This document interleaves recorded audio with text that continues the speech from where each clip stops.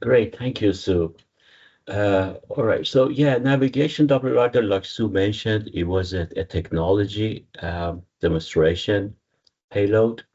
It's a laser sensor that provides vector velocity and altitude data during the landing phase. Like it's shown in the graphics below, it transmits three laser beams to the ground and uses the return to determine the vehicle vector velocity and altitude that's coming down. The measurements are highly precise to enable the lander to go to the landing, navigate to the landing location with great accuracy, and then execute a well-controlled landing, soft landing.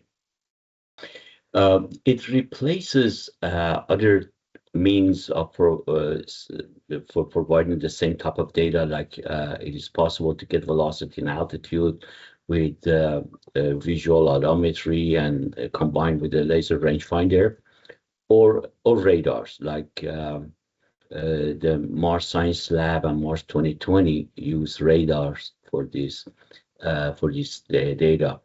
Now the NDL, of course, is a great improvement over other techniques, both in terms of the data quality and the cost and risk reduction for the mission. Okay, can we go to the next slide, please? All right, so I'm not going to go through the design of the system, but I'd like to mention that it's a FMCW Lidar. That's a frequency modulated continuous wave. That's also the same technique also used with some radars. The reason I like to emphasize this is that the range to the ground and the velocity measurements are made independent of each other. So the velocity is not a range rate. The range measurements is based on the time of arrival of the laser light coming from the ground, but the velocity is based on Doppler effect. They're done simultaneously, but they're independent. This is important because, like the Japanese ice-based mission, you might have heard that they had their lunar lander crashed. It was because they were using a laser rangefinder or laser altimeter. And then when it flew over a crater, there was a significant change in range. And then the GNC system could not reconcile the range rate and and the actual velocity. So it decided to ignore the range, and that resulted in the crash. So this is an important feature of this. The other thing I probably should mention, this is probably one of the most complex laser system ever flown in space. The system uses optical heterodyning. It has three channels, each use dual balance detectors for canceling common noise between the channels. It has a highly stable single frequency laser to better than a kilohertz of line width or spectral width. Yeah, it's got a lot of things, but it worked flawlessly during this mission. The reason for it, of course, the three laser beam is that it does measure the velocity along the beam. So we need three measurements in order to get the vector velocity. All right, the next slide. This is in-house development that started a little before 2008. So there were a series of various tests that finally led to the IM mission in 2024. Each of these tests that are shown here contributed to the advancement of the technology during different phases.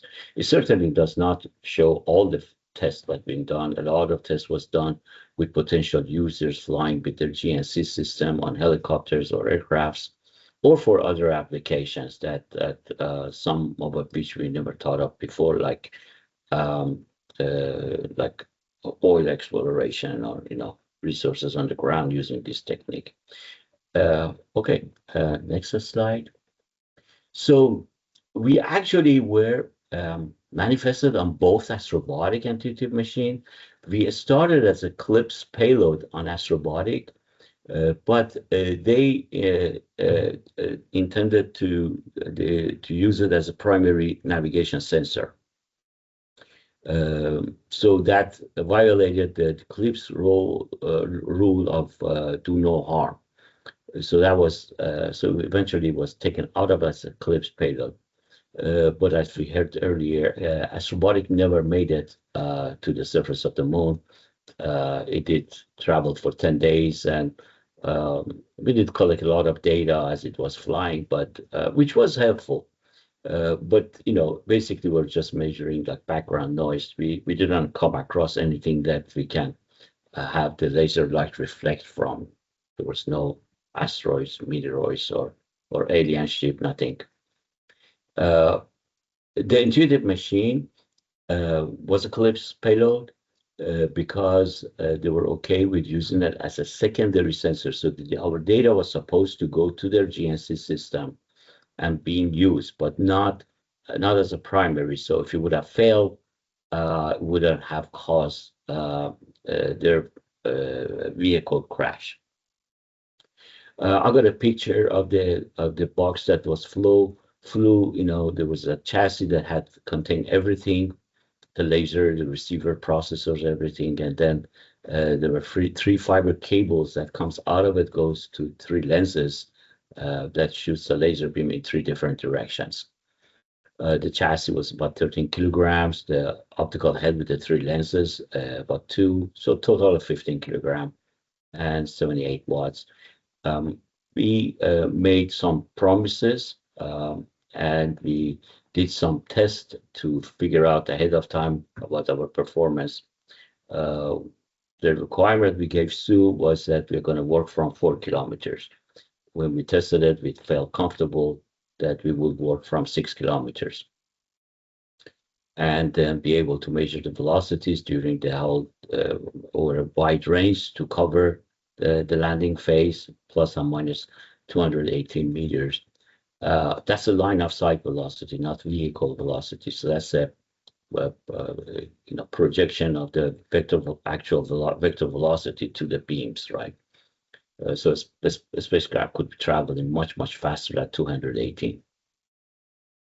And the measurement noises are shown here: 8 centimeter for velocity, 8 centimeter per second for velocity, and 8 meter for range at 3 kilometers, because the noise measurement noises scales with range, and the data was produced at 20 hertz. Okay, next slide. All right, so you see the same chassis on the side of the vehicle. In this case, the optical head turned out to be pretty close to the chassis, so the fiber cable didn't need to be very long. And the reason the optical head is mounted there is because during the flight, it would have a view of the ground below. Okay, then next slide. All right, so this is an example of the data. I mentioned that we projected to make measurements from 6 kilometers. So this is showing from 10 kilometers. On the left, you see the range data for each of the beam, and on the right, the corresponding velocity for each beam.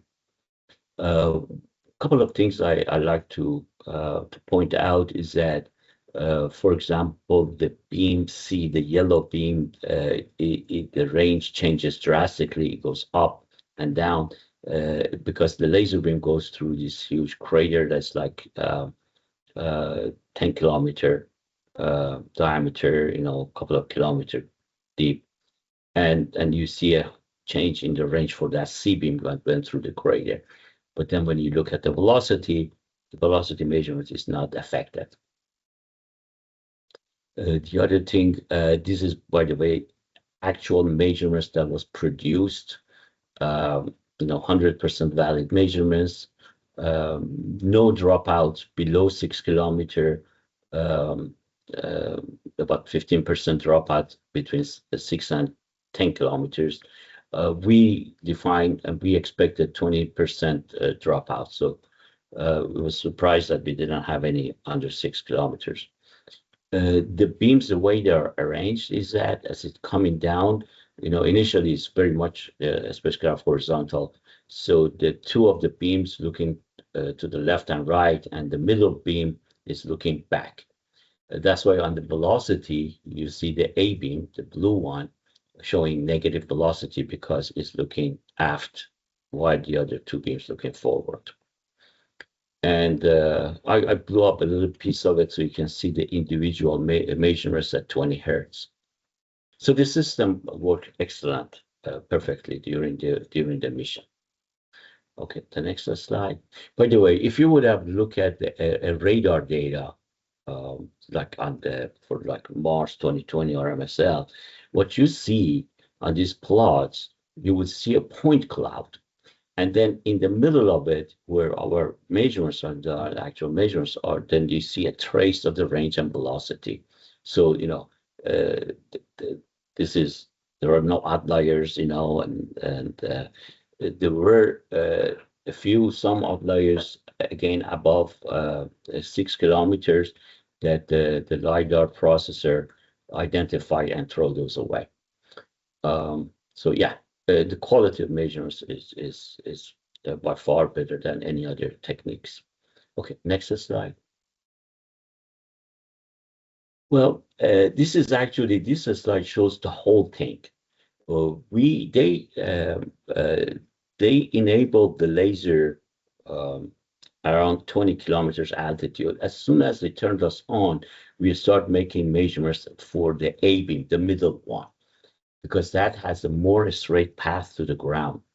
In fact, we designed the optical head for this purpose because part of the purpose was to characterize the NDL for other missions. So we purposely had the A-beam look more straight down. And sure enough, it made measurements right off as soon as it was turned on, and it was making measurements. And then we did a trajectory reconstructions and matched it with the map of the lunar surface, and so we know where the beams go. We can identify which crater each of the beams crossed as it was flying. Again, you see the velocity measurements, corresponding measurements on the right. Okay, the next slide. Okay, in terms of the precision, as I mentioned, probably the best sensor to compare with are the Mars Science Lab and Mars 2020. And the measurement precisions were at least 2 orders at the lower altitude, more than 3-4 orders of magnitude better than those the radar measurements. So at the highest, like in this case, at 10 kilometers, the range was better than 80 centimeter and the velocity better than 1 centimeter per second.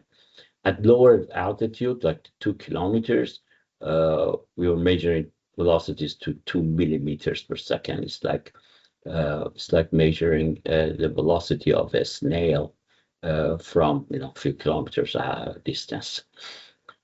Okay. Next slide. Sue mentioned about the anomaly with the vehicle. They did have a laser rangefinder.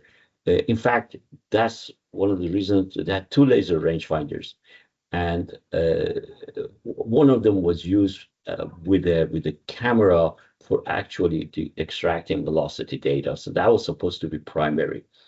And that did not function, did not turn on during the mission. So they asked our permission to use us as a primary sensor. They were supposed to use us as a secondary. But there were errors in the software that they did not ingest any of our data. And they wish they would have, and I have a quote from there's the IM CEO that says that the Doppler Lidar telemetry tracked perfectly. It would have really put us down softly if we would have read those measurements. So it was unfortunate that there was an error in the software and the data was was not ingested. Otherwise, they would have landed upright and the right location. They also landed like 2 kilometers down the track. And you're at 5. But I'm just here to give you a 5-minute warning, Farzin. Oh, thank you. Okay, I'm almost done. Okay, next slide. All right, I said we made some projections, but our estimates of the performance were grossly conservative. We did get the measurements from 10 kilometers on one of the beam, the middle beam, 20 kilometers, and our precisions were more than an order of magnitude better than what we projected. At 3 kilometers, we were measuring 4 millimeters per second for velocity and 40 centimeter in range. Okay, next slide.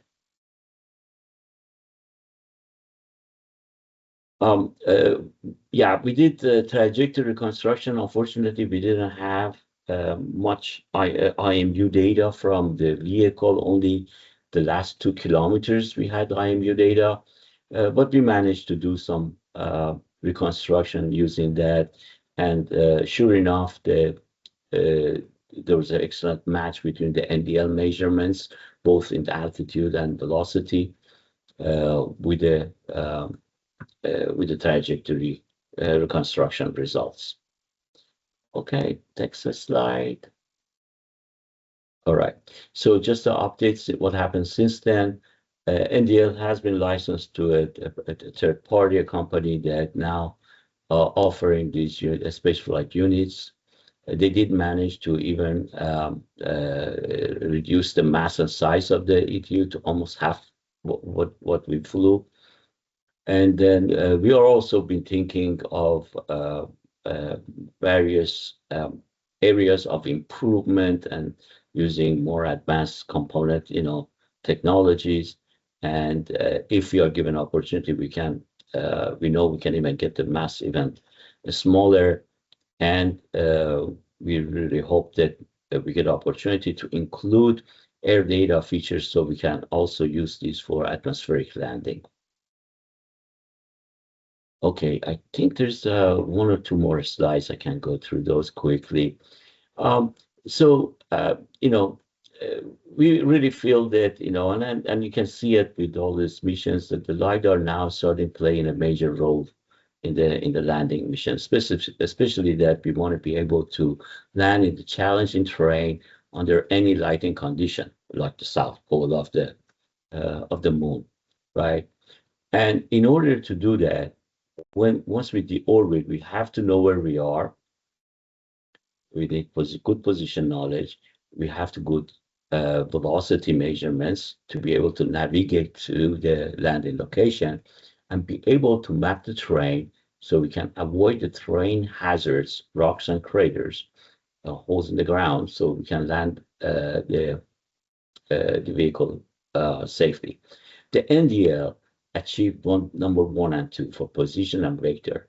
Currently, we're working on our terrain sensing LiDAR that does the hazard detection. And it can also do position and vector velocity, but not as good as NDL. However, if one decides to use both sensors together, you would have some redundancy that would be very, very helpful for the missions. I think this is my last slide.